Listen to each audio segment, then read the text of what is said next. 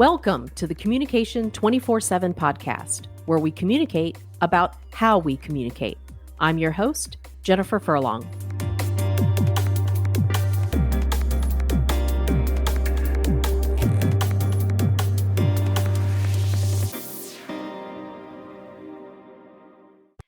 So let me just do something real quick before we get started. Yep.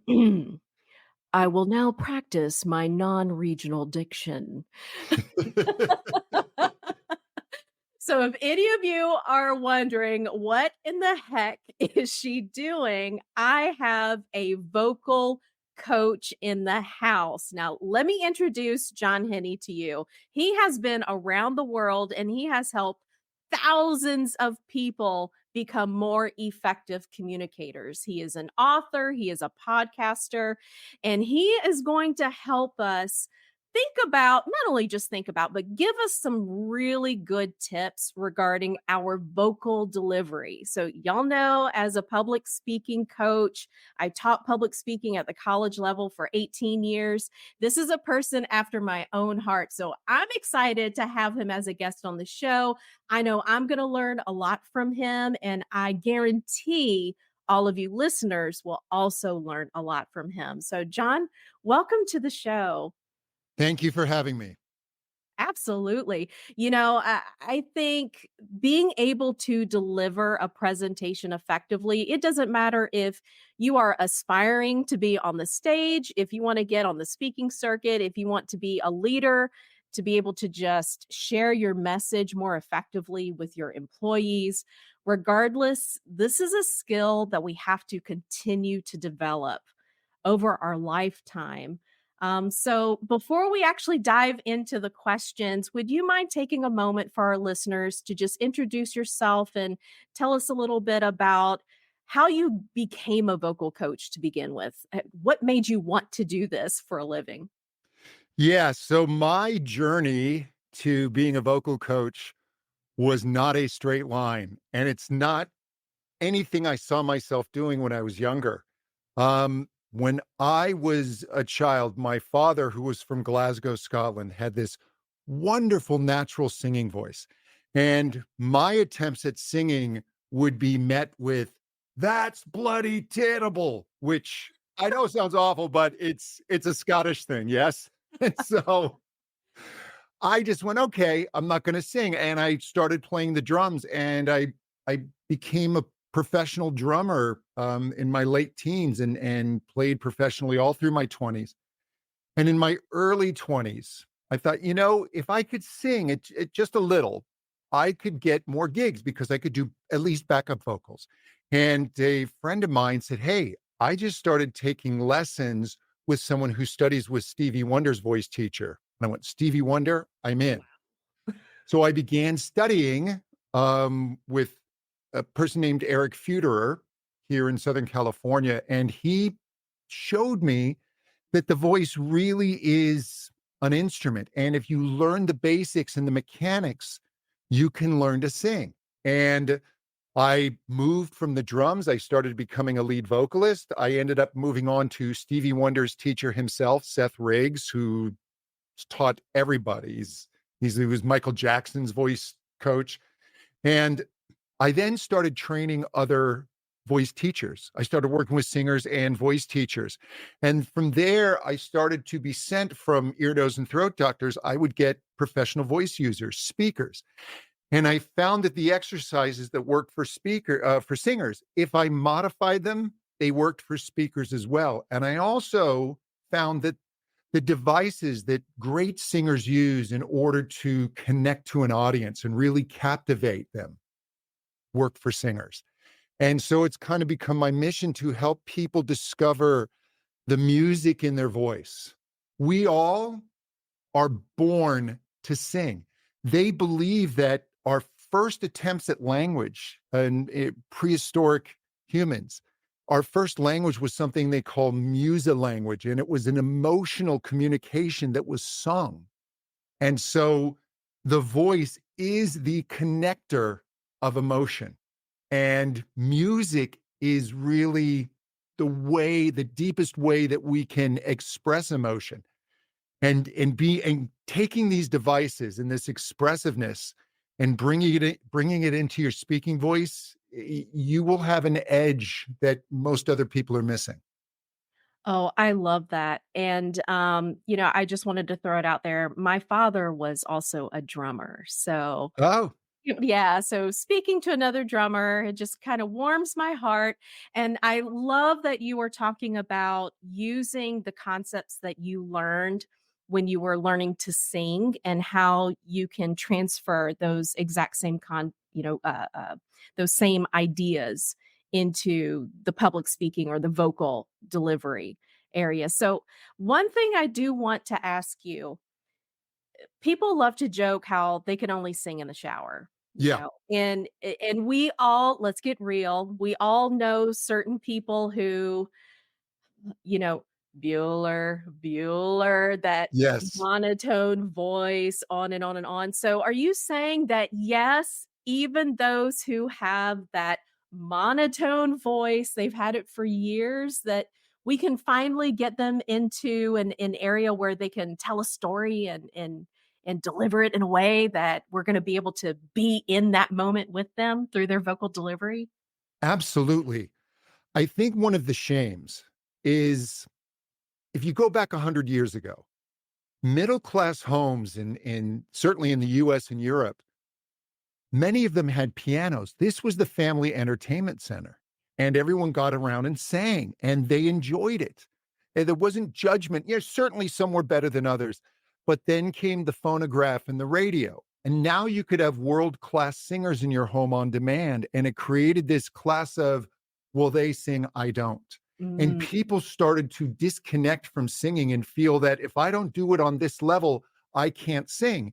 And I think, when Tiger Woods came on the golf scene, people didn't look at Tiger and go, oh, well, then I can't golf. He brought more people to the game. He inspired people.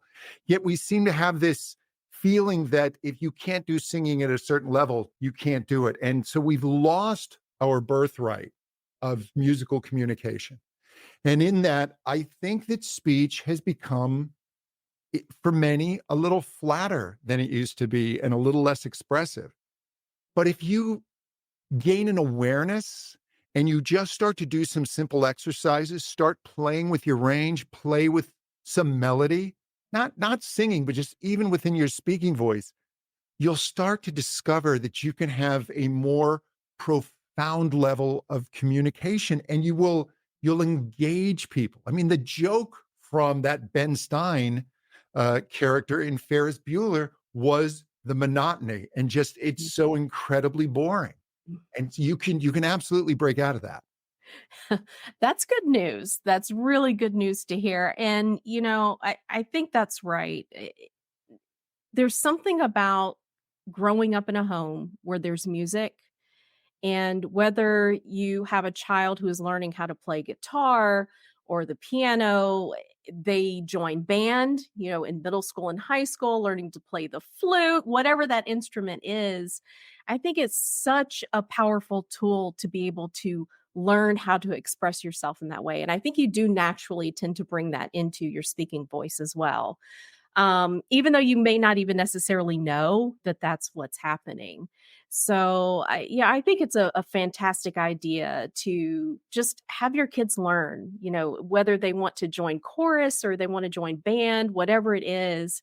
I think it's a great extracurricular to have any child get involved with that because it's going to help them in more ways than we even realize, especially since we're talking about our speaking voices.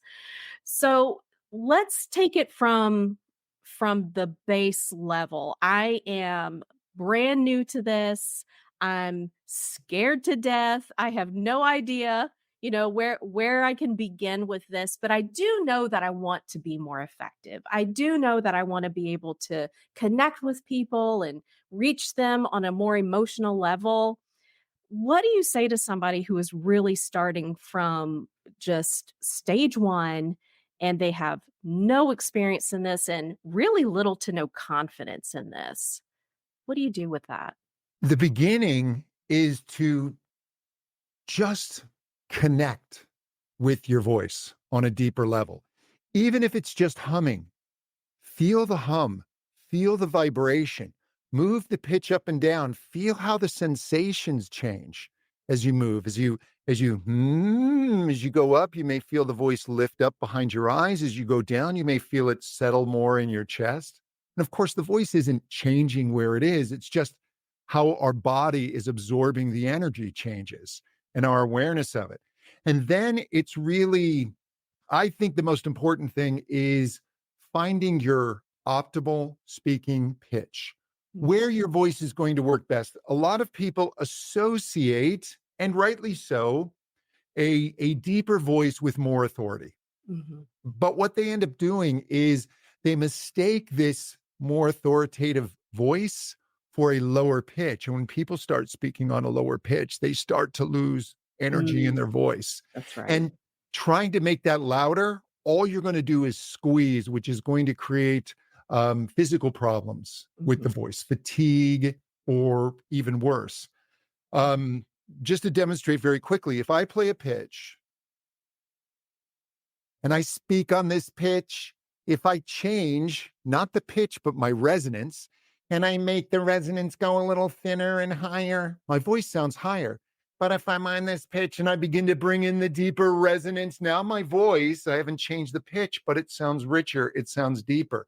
So it's then discovering not just the pitch of the voice, but also the resonance. And if you don't like the sound of your voice, one or likely both of those aren't being used optimally. Mm. Yeah, I hear that often, especially from students. They hate it when I ask them to record themselves and play it back so they can just hear what they sound like. And, you know, most of us, probably 90% of the students that I would talk to about this, I hate the sound of my own voice. I hate it. So, what is it about that? What is it that makes us cringe when we listen to our own voice? Because we're not hearing what everybody else is hearing. Because most of the time, I'm like, "What are you talking about? You have an awesome voice." So, why is there such a disconnect there for us? So, the way the voice works, if you think about it, when we speak, the sound waves are shooting away from us. So, for us, it's as if someone has their back turned to us and they're speaking.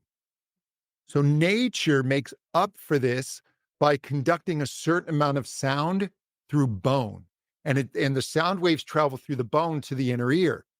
But bone is not a very good conductor of higher frequencies.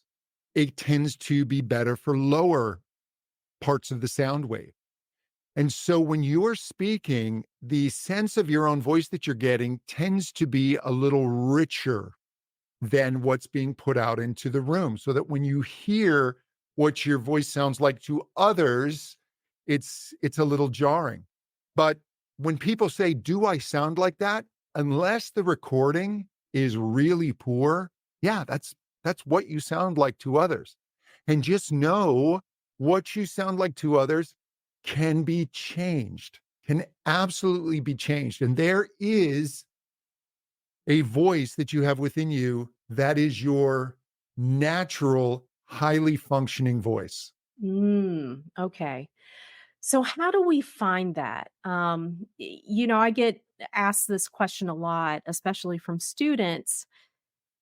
Does it really matter when we're talking about our optimal speaking voice and how we sound?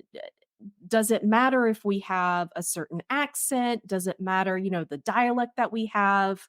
You touched on the pitch or the tone, like where you can find your optimal voice. But to add to that, there are some additional concerns that I know a lot of students have, including myself, because I can easily look, I'll get back into my Southern like real quick, like right quick in a hurry. But going to broadcasting school, they didn't like that so much in Indianapolis. So that's why I learned to change that. But even for me, sometimes I'm wondering, so what if it slips out a little bit? I don't know if that really bothers everybody necessarily. So how do you get someone to understand what their natural go-to speaking voice is, or if they are going to change it, whether they're changing it in a good way or a positive way? What I like to look at it at the voice is it functioning at its best in terms of health, in terms of production? Is there good, healthy resonance Is there a ease of production when the vocal cords are vibrating or phonating, or is the voice squeezed?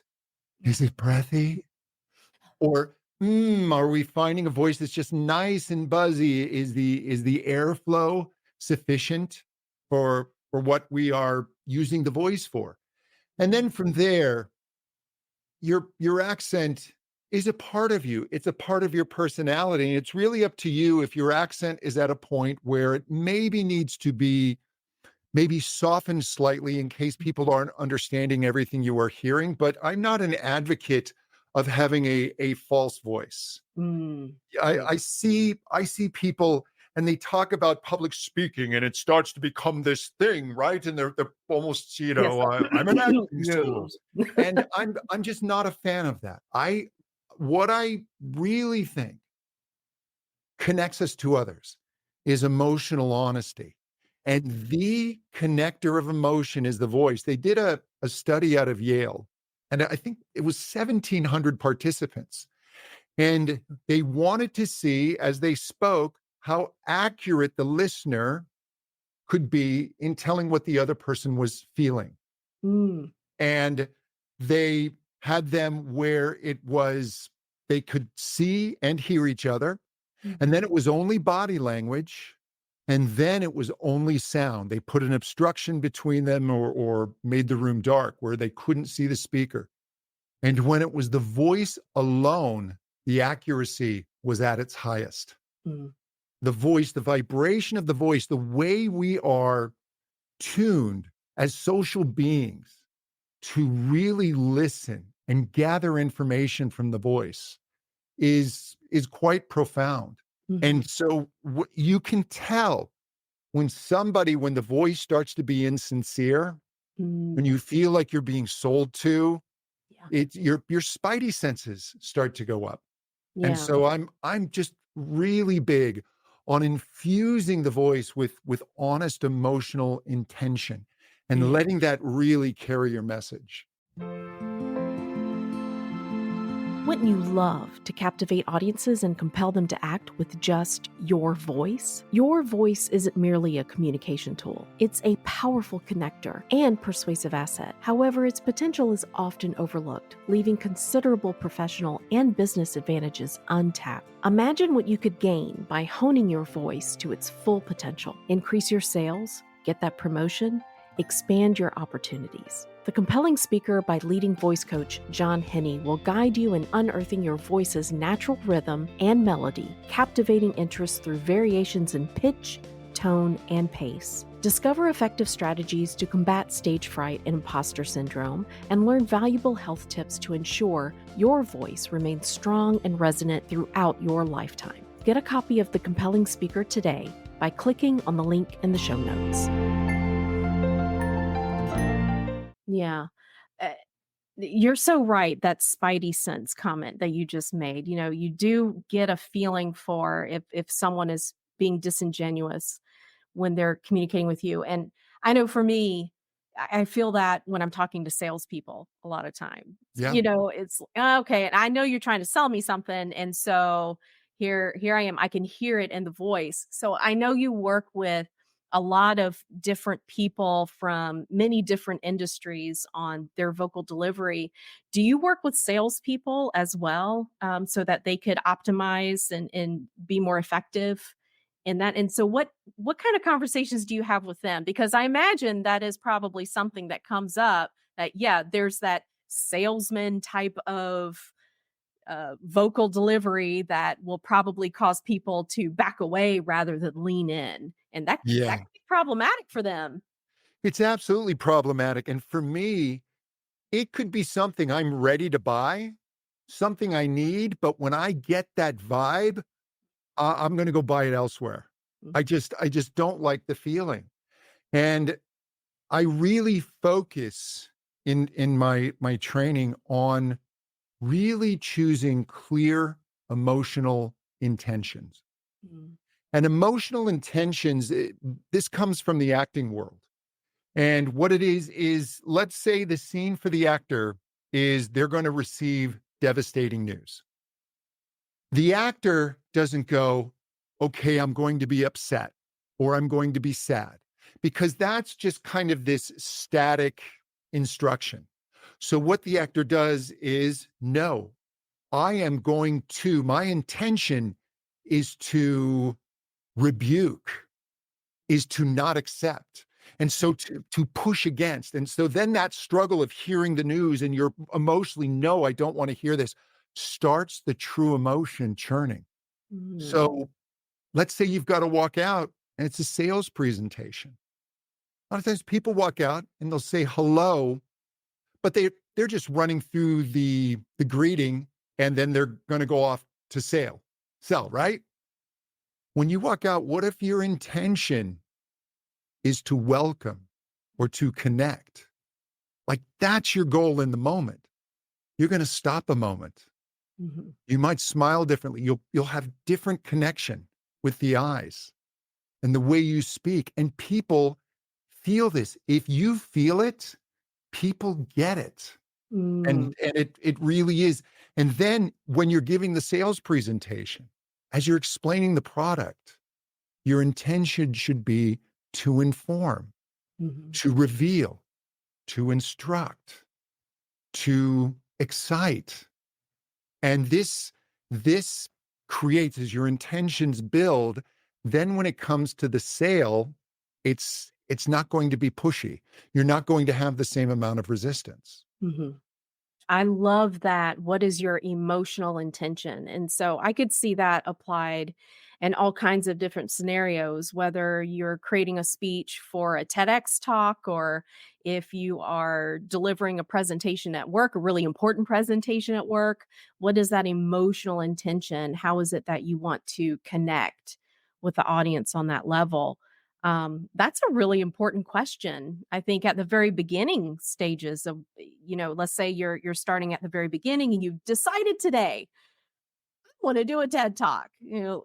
Maybe that's one of the first questions you need to ask yourself. What is the emotional intention of the talk that you want to deliver? Is that something that you think would be wise for them to do? Sit down at the very beginning and really think about that intention right there. Absolutely. Hmm. I I have a book. I think it's called The Actor's Thesaurus. Mm, It's a whole listing of different intentions, and you can go through your talk and play with different intentions mm, on each line. I was speaking with this highly respected acting coach, and she had a student who was doing the Phantom in Phantom of the Opera.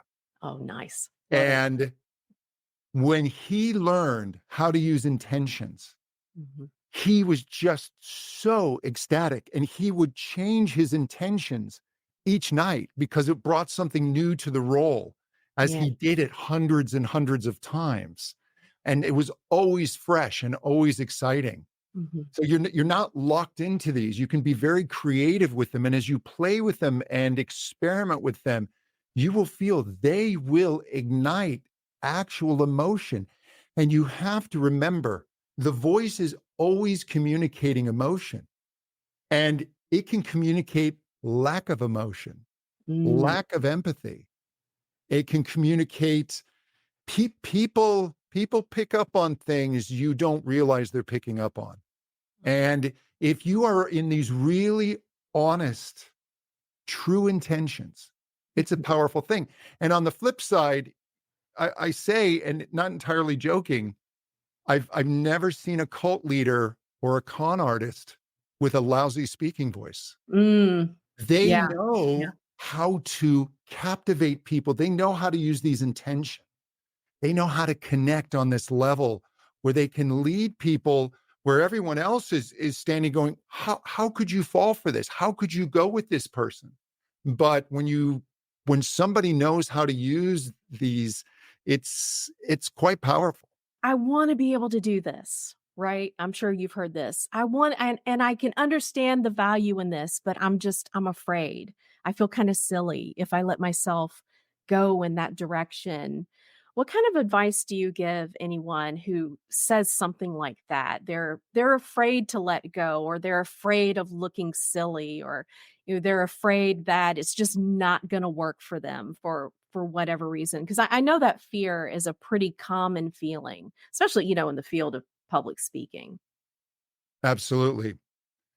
I encourage my clients to play a game I call the world's worst musical. Mm. And I use the word worst because it can be intentionally bad. And I have them go somewhere where they know no one can hear them.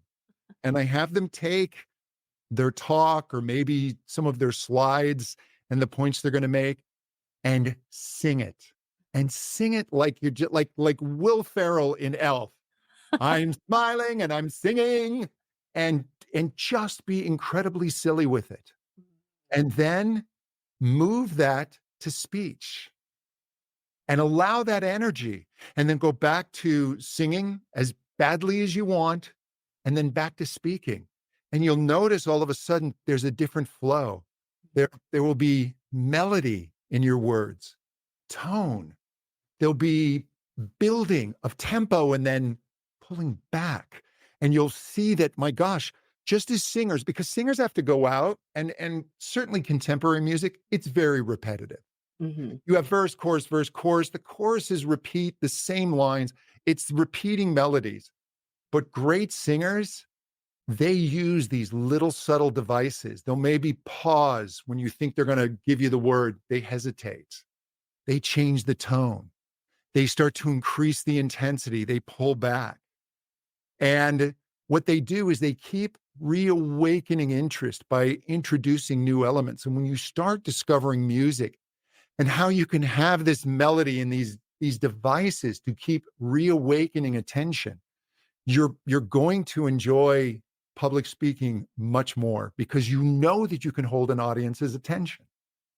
Yeah, and this is a skill. You gotta work at it to develop it. This isn't something that Yeah. you're gonna listen to this podcast today, and then immediately you're gonna go out there and you're gonna be a Martin Luther King. Like, that ain't gonna happen, right? This is No. something that professional speakers work on this consistently over years to be able to do this effectively. So, if you try this a couple of times and you feel like it's just not catching on, or you're just not getting it, or whatever that hesitation is, don't let that make you give up, because this is something, it's like anything else you're going to learn, whether it's an instrument or a sport. You got to practice at it to get good at it, and that takes time and effort, over the long haul. I can't emphasize that enough. One of the things I would have my students do when I was in the classroom is I would bring in children's books, and I would have them be, for example, The Three Little Pigs. And so I'd have like four students, and, three of them would be one of the little pigs, and then the fourth student would be the big bad wolf. And I would have them read the different passages. And at the beginning, they would always be super shy. They didn't want to really get into it because it's kind of silly. But then by the end, they would just let it go, and everybody would have a great time with it. And they were laughing and just kidding around. And what a transformation that was for them to be able to learn, hey, you know what? Just let go and enjoy it. And then that's when that connection happened with everybody in the room. So I love that you have that, kind of like a silly, do this as a really bad musical. uh, Yeah. to practice it. I love that. I love that idea. I think that's fantastic. To be able to just have some levity, I think that's so incredibly important. It is. Mhm. So much of the fear that we experience with speaking, getting out in front of others, it really is it's the ego. And I don't mean the Yeah. ego in thinking that you're incredible. It's the ego in the sense of the self. And the self wants to protect. And many years ago when we traveled in small groups, if you were ostracized, if you were rejected, you would perish most likely. Mhm. And that primal fear stays with us. This fear of rejection and judgment is so palpable. And yet in modern societies, the fear is almost silly. If you give a talk and it doesn't go well, your life is not over. That's right. But it's this turning inward. Mhm. So I tell people, this like doing the Three Little Pigs is wonderful because they start to break out and they're interacting with each other, and the sense of self begins to diminish. And now they're going back and forth, and now their focus is outward. And that I think is something I really try that's really important for speakers is when you're getting up in front of people, your focus should be completely outward. And if you start to feel that nervousness and that inner chatter and that worry, you're turning inward. Yeah. And so keep it on the audience.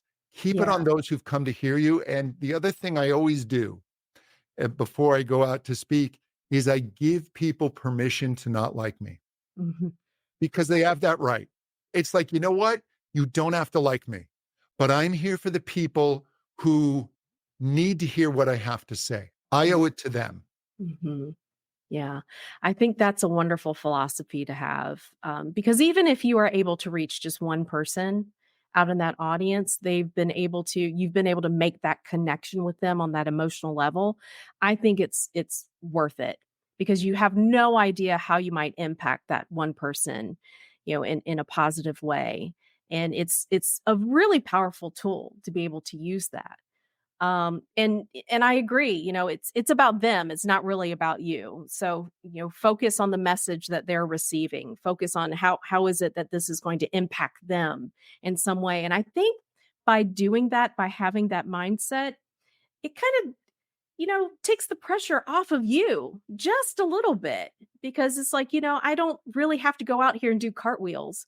I don't have to be that type of speaker where I'm going out there and I'm entertaining the masses in order to make that connection. I think sometimes some of the most powerful speakers that I've ever watched, they're able to make that connection with you and it's still in a very quiet and controlled way.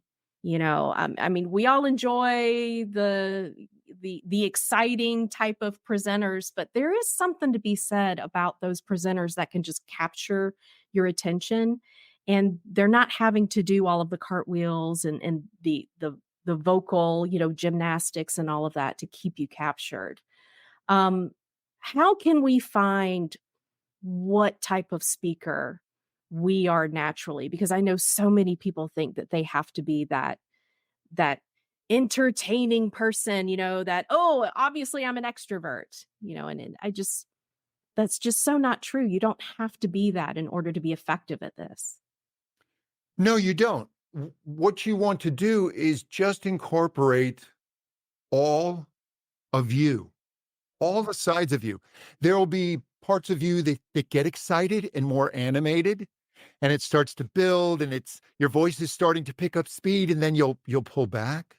Mhm. You'll get a little more retrospective, maybe a little softer. The tone will change. Mm, And what that does by providing variety, it constantly reawakens the listener's attention. So mhm. I think it's really just exploring, and I think those emotional intentions are a great way to start to allow those parts of yourself to be expressed fully. Yeah, yeah. So do you ever have conversations with them regarding the actual storytelling itself? Because I know that's a huge piece of it. It's wonderful to be able to have this vocal delivery and to think about, all right, I want them to feel a certain way. So if I'm telling an exciting story about whitewater rafting, that I did over the weekend, then I know I'm probably going to speak a little faster and be a little more excited, versus something that might require a little more slow pace, somber mood, whatever it is I'm trying to strive for. But if you don't have the right language or the right story or the right words or the right phrasing, sometimes that can come off as disingenuous if it's not meshing, if it's not matching up. So what kind of tips do you have for someone when they're sitting down for the first time and they really want to write a speech that's gonna connect with the audience? How do they go about getting that story out of them? I think we need to be very judicious with the stories that we tell. I have sat through speakers. I remember once I went to, it was a 2-day um, business seminar. And there was only one speaker on stage for 8 hours both days. I'm going, that's a Wow. really daunting task. And the person got up and he started off with an amusing anecdote. It's like, okay, a story to get things going. Mhm. But and then started to do his slides, but then it became story after story and corny jokes. And by the end of the first day, I realized this all could have been done in one day. Like we've spent a day like listening to your stories. And rather be very careful how many stories you're telling. Make sure that it builds to a point, that it's Mm, relative to what you're talking about. Make sure that it's entertaining. mm, Um, it doesn't have to be funny, but it should be interesting. mhm, And rather than if you feel like you want to put all these stories in, I think these little micro stories, metaphors can be really, really powerful as well. So there are different devices to illustrate what you are trying to express. You don't want to be dry, but then you don't want to be that person that just drones on and on and on with mhm. stories, and people are looking for the exits as well. That can be a really daunting task, thinking about how am I gonna write this in a way that I can share my story and the audience is going to get that. I know that's one of the things with my students, they were really, really concerned about that aspect of it. And I'm working with somebody right now. She's gonna have to deliver a presentation. She's receiving an award. And we just talked about this yesterday. And she is so concerned about and rightfully so. I mean, congratulations. If you get nervous at this, guess what? You're human, So, I mean, Absolutely. yeah, Absolutely. we all get nervous. So I think you have to kind of cut yourself a little slack as well. And just know that any presentation that you give, it's probably not going to be perfect in any way. So do you have those types of conversations as well with your clients about the being able to forgive yourself for some of the things that will likely go wrong in your presentation, or do you have conversations with them about how do you best prepare for those things that will likely go wrong in a presentation? What if it were possible to bridge the gap between you and your teen so that you could communicate with honesty, compassion, and understanding? What if you could transform your relationship with your teen so that you can guide them to be confident, capable adults who want to open up to you? If you like the sound of that, you need to get the book titled You Are Not a Bad Parent. It's by board-certified pediatrician Dr. Elizabeth Henry. She will guide you down a streamlined path to creating lasting connection and true understanding between you and your teen. Get your copy today by clicking on the link in the show notes. First of all, nervousness is natural. And every performer talks about the butterflies before they go on. But for them, it's really just getting them ready for the performance. Mm. It's when it becomes debilitating, then we have to do something about it. Nothing goes perfectly. And just allow imperfection and use it. How many times, great comedians, when a joke goes, when it bombs, they will actually get more laughs out of the fact that that joke didn't get a laugh. And so if you just go, if it's okay. I mean, I've stumbled over my words and just made a joke about it or an offhand comment. I don't take myself too seriously. And if you make people feel like you're all there together and you're there for them and you're not worried about those who are going to judge you, Mhm. I think the energy is just completely different. I think so as well. And I think, you mentioned comedians. I think that's a fantastic way to study, getting up in front of an audience and allowing yourself to just show them the real you.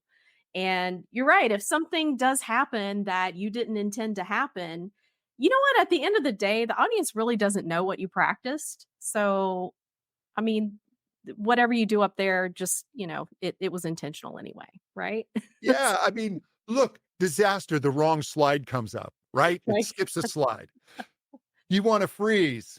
And what you could do is, well, that's not what I was expecting. Hold on, we just missed something. Let's go back. right? Technical difficulties, everyone. And Right. people will be like, oh, okay. They go along with it. It's almost, think of movies, sometimes um I don't know if it's still a thing, but at the end of the credits, they would show bloopers. Or on YouTube, they'll show bloopers from The Office. People love bloopers. Yeah, They there's a love to see professionals mess up. It yeah. makes them human. Mhm. That's right. That's how we connect with others, right? So it's Absolutely. okay. It's okay. Yeah.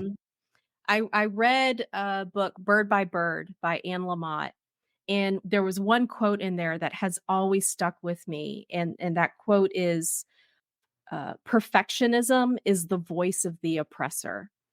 And I don't know why, but I read that quote and I was like, damn, that is so true. I mean, anything that we work on, we put so much pressure on ourselves, especially if we're going to stand up in front of a group, because naturally we want to do a good job, right? We want them to not only connect with the material, but we want them to connect with us in some way. I think it's natural to want to do a good job.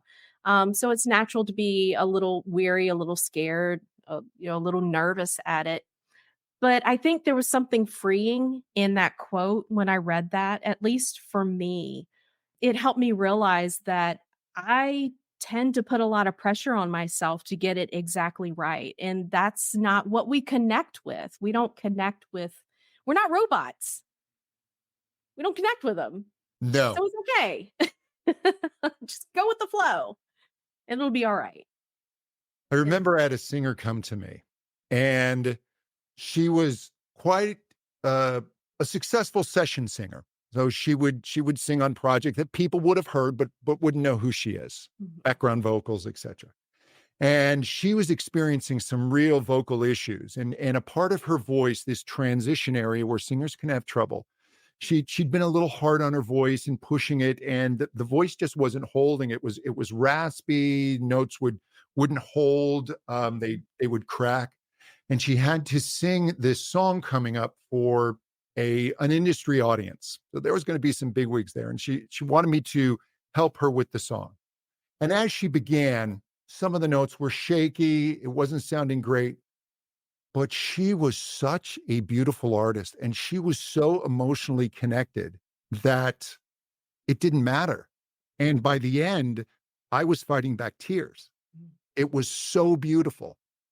She didn't worry about being perfect. She knew, okay, my voice has issues. And we continued, okay, here's some things we can do to fix that. But in its imperfection, it was absolutely beautiful. that's what you connected with. Right Absolutely. there. Yeah, that's such an important point to make. So now that you mention, sometimes with singers and I know with anyone who speaks for a living, how do you prepare your voice? If you're somebody who does a lot of talking during the day, are there some things that you recommend people do to take care of that voice? Because I know it can easily get tired throughout the day, but if you have to get up on stage and deliver, what are some things that we can do on a day-to-day basis that would help us really take care of this instrument that we have? So overall, your voice is part of your body, just as you need to care for your body. Good food, proper hydration, sleep. Sleep is when the body repairs itself, and the voice loves sleep. So if you've got a big vocal day coming up, don't be out at some loud bar late, having a few drinks. You're going to be vocally trashed when you wake up. Mm. Now, during your heavy vocal day, I highly recommend phonating through a straw. And this is something that was discovered by a voice scientist, Dr. Ingo Tietze. And I've got them. I have these metal voice straws that I carry with me. And what you can use a drink straw, you can use a couple of cocktail straws, but what you're going to do is you're going to take this straw, and if it's a drink straw, I like to put my finger just slightly over the tip to create a little more resistance, because I don't want it to be too easy. I want to feel my cheeks puff out a little bit. I'll feel a bit of a bullfrog throat from the resistance, and I just go,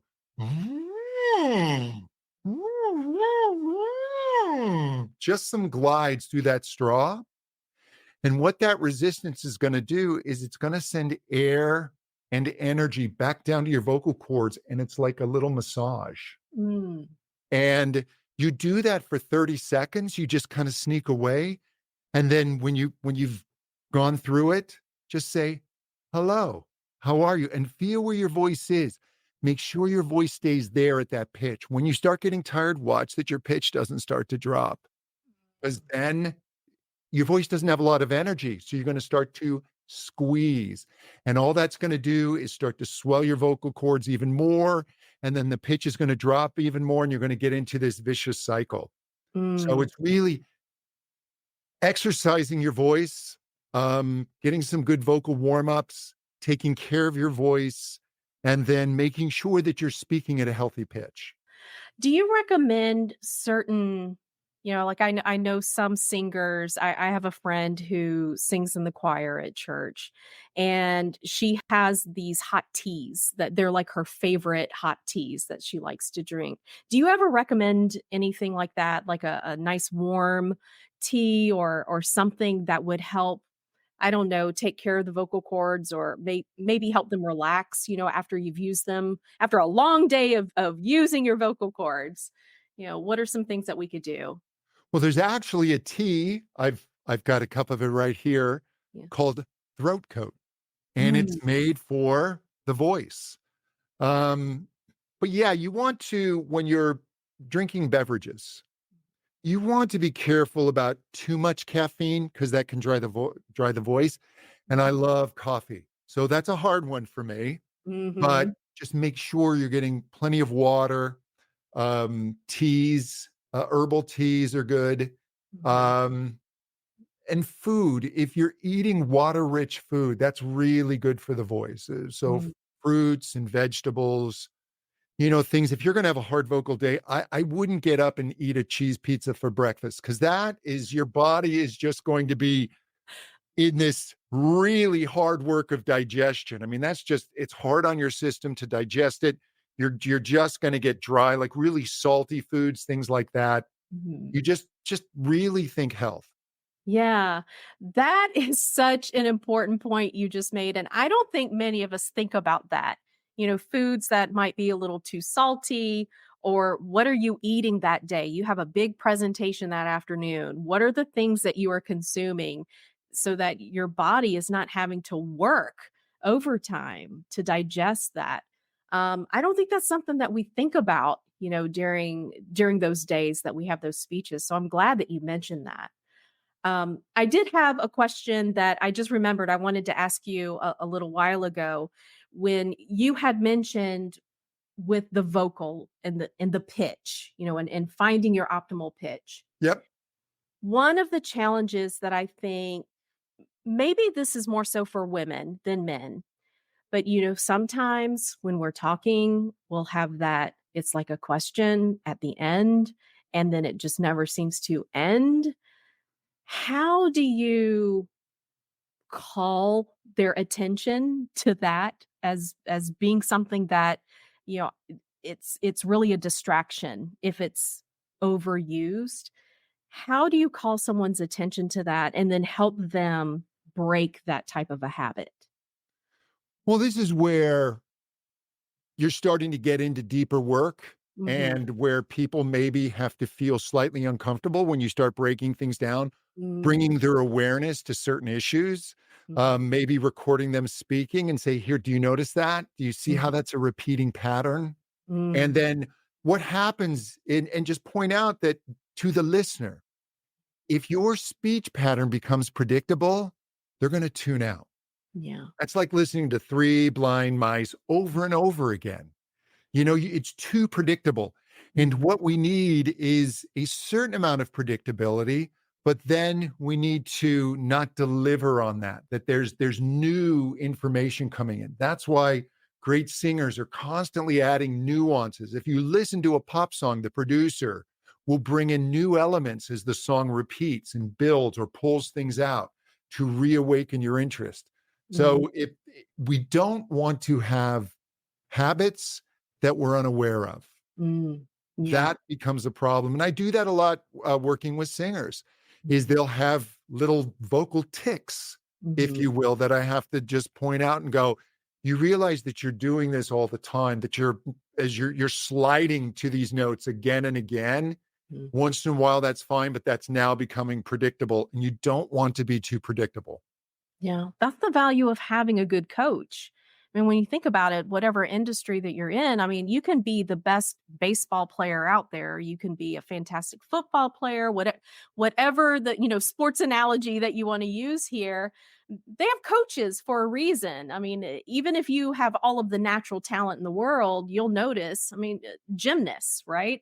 All over the world, they will have a coach to help them to make those tiny tweaks that'll help them just take it from just, yeah, you're really good, but how do we get to that next level? How do we make it really great? So I think it's really valuable to be able to have a coach that you can trust, that is going to tell you those things that yeah, you may not necessarily want to hear it, or it might be a little uncomfortable to have that pointed out, but it is only going to make you better at the end. So, yeah, I appreciate that about, really good coaches like you, to be able to work with people and help them figure out those things that are going to take them to the next level. Have you ever worked with anyone, they were just so resistant to that though, that it was like, look, I'm trying to tell you. I have worked with some resistant people, Mhm. and they've tended to come they've been sent to me, Mm, and okay. it's often been where they've been sent by a record label, and they don't want voice lessons, and they're really pushing back, and usually, I can get them on my side and show them, "Look, there's a way to do this without losing who you are. I'm not gonna turn you into some, robot with just perfect technique who can't express. But we have to do this in a way that keeps your voice healthy." Um, I haven't really found voice users in resistance, if Mhm. they come to me, because they don't have the demands that singers do. Mhm. They're not pushed to me, by someone above them. They've sought me out, Yeah. and so they're more open.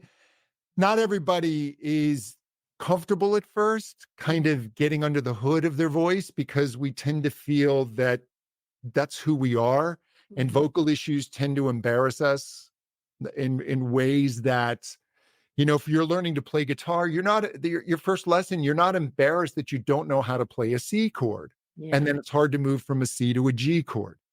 But with the voice, we tend to feel like, "Oh, I should be able to do this right away." that's right. Yeah. Yeah. Yeah. I really appreciate one thing that you just said there, that, for the singer, I'm not trying to push you to be someone you're not. I don't want you to become, someone or something that you're not. And I think that's something that many of us need to hear. Even if you're just trying to practice for a presentation that's coming up. We watch examples of all of these amazing speakers that are online, and we would like to hope that we could emulate, them in some of the skills that they have. But at the end of the day, you really don't want to be a version of somebody else. You really do want to find who you are, and then allow that to be the star of that presentation, right? To be able to pull them out, not emulate someone else. Comparing ourselves to others is the source of so much misery, Mm, yeah. and I don't care. Well, maybe there are a few people, but whatever your expertise or what you're talking about, there's always going to be someone who knows more than you, who's maybe a better presenter, right? Or you think has more charisma. But it really is when you're connecting as you, your voice, your experience, your journey, and you're doing this in an honest, connected way, you will be compelling. People will want to learn it from you. I can't claim I know. There are people who know more about the voice than I do. Absolutely. I can't claim to be the world's best vocal coach. What I do know is that I have a certain experience, a way of explaining things, a way of interacting with people that's kind of unique to me. Mm, And for the person that I'm the right teacher for, it works. And there are people I'm not the right teacher for, and that's fine. But it really is, you truly are enough. It's not a cliche. It really is this finding your voice.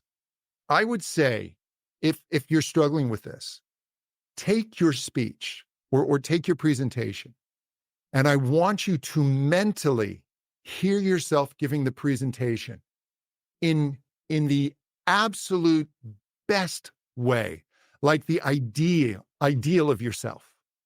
What does that sound like? What does your voice sound like? Mm. Because that voice is within you.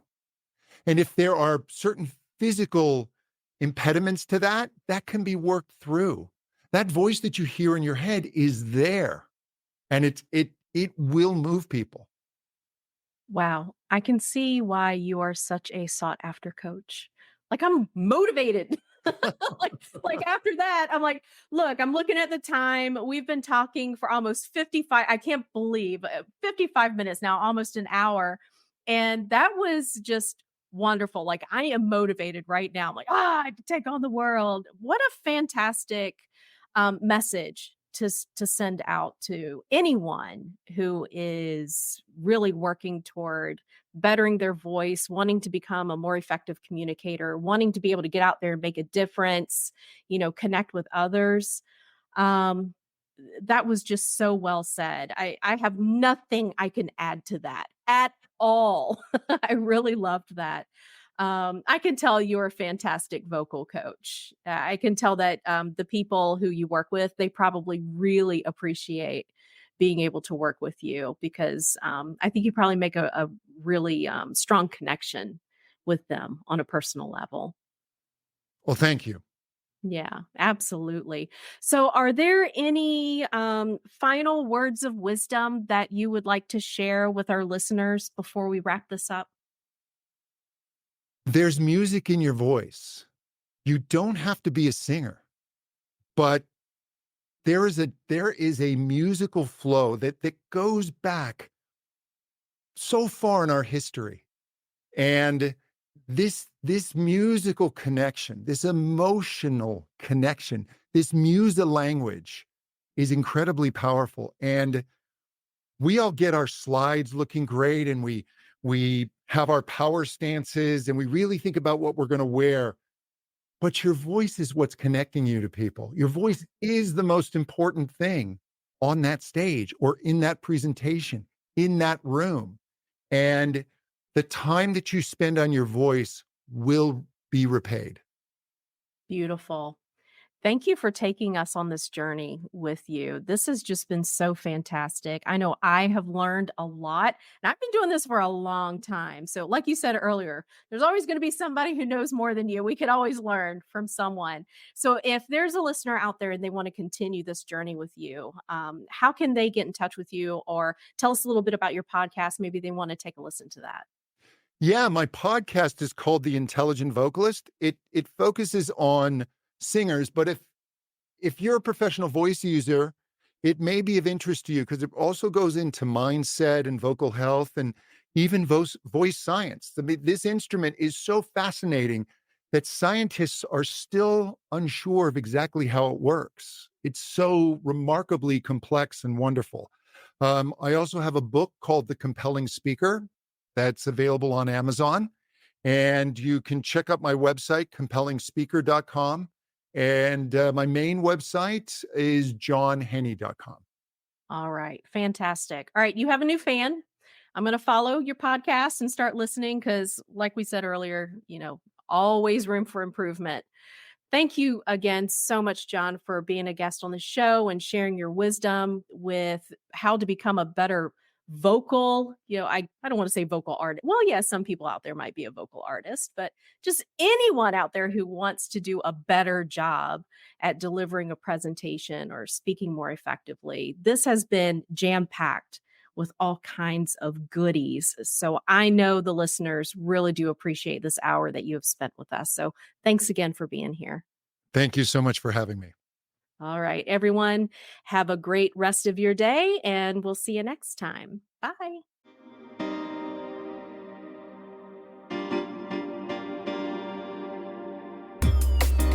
Thanks for listening. If you enjoyed this episode and you'd like to help support the podcast, please share it with others, post about it on social media, or leave a rating and a review.